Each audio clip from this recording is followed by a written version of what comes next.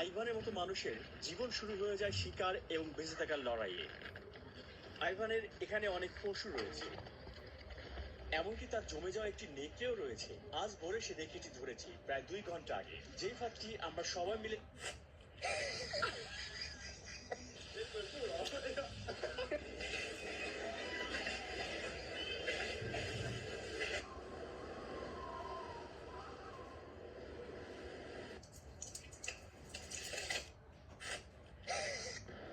আমরা ভিতরে প্রবেশ করার আগে সমস্ত জিনিসপত্র এখানে রেখে যাব, কেবল ক্যামেরা এবং মাইক্রোফোন নিয়ে ভিতরে প্রবেশ করব।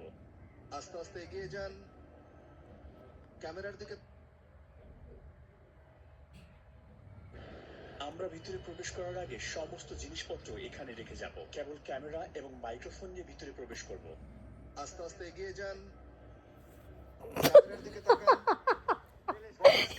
এটা মেঘালয়, পৃথিবী। এই অ্যাকশনটা লাগে আমি